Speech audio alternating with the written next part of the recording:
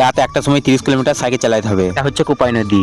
40 degree রোদে 30 kilometre cycle. Duty মানুষ না আগুনের ভেতরে যাত্রী। ডিউটি শেষ করে বেরিয়েছি 12টায়। ঘামে ভিজে একাকার, তবুও থামিনি। এই জায়গায় বাংলাদেশিরা ভিডিও করেছিল, সবকিছু জানতে শেষ পর্যন্ত দেখুন।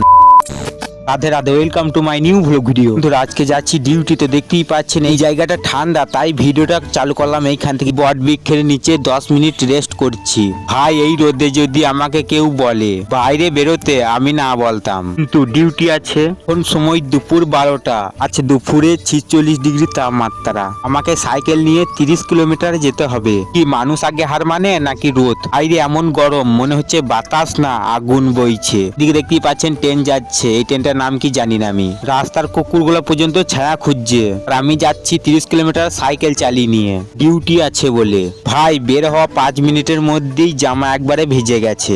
ঘাম এমন পড়ছে মনে হচ্ছে এখনই বৃষ্টি হবে। রাস্তা ফাঁকা, লোকজন ঘর থেকে বেরোচ্ছে না। সামনে দেখতেই পাচ্ছেন রাস্তার কাজ চলছে। ধুলো কি ধুলো আর ঘামে আমি মাখামাখি হয়ে গেছি। আমার সাথে আমার বন্ধুরাও যাচ্ছে, দেখতেই পাচ্ছেন ডিউটিতে। সবকিছু সিন নিতে পারছি না, কারণ মোবাইল হিট হয়ে গেছে। এই জায়গাটা হচ্ছে কোপাই নদী, দেখতেই পাচ্ছেন। মোবাইলে আবহাওয়া দেখাচ্ছে 46 ডিগ্রি, কিন্তু রাস্তায় দাঁড়ালে মনে হচ্ছে 50 পার হয়ে গেছে। পিচের রাস্তা পর্যন্ত গরম হয়ে উঠেছে।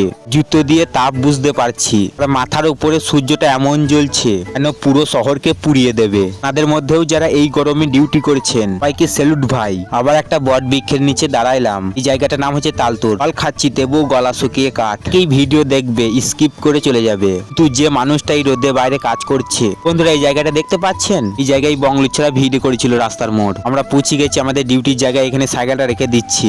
ওটা ডিউটির পর আবার দেখা হচ্ছে। বন্ধুরা এখন ডিউটি শেষ হয়ে এই মাত্র বেরোচ্ছি। এখন সময় 11টা 40। 1টার সময় ডিউটিতে লেগেছিলাম। দিনের বেলায় যা গরম ছিল, রাতের বেলায় খানিকটু ঠান্ডা রয়েছে। বন্ধুরা রাস্তা দেখতেই পাচ্ছেন ফাঁকা। আমাদেরকে যেতে হবে আবার 30 কিলোমিটার। বেশি কিছু না বলে আবার বেরিয়ে পড়েছি, কারণ অনেকটাই রাত হয়ে যাবে। এই রাতের মধ্যে শুধু আমরা আছি, আর কেউ নেই। রাস্তা ফাঁকা। রাস্তায় যেতে যেতে দেখছি শুধুমাত্র একটা দোকান খোলা রয়েছে।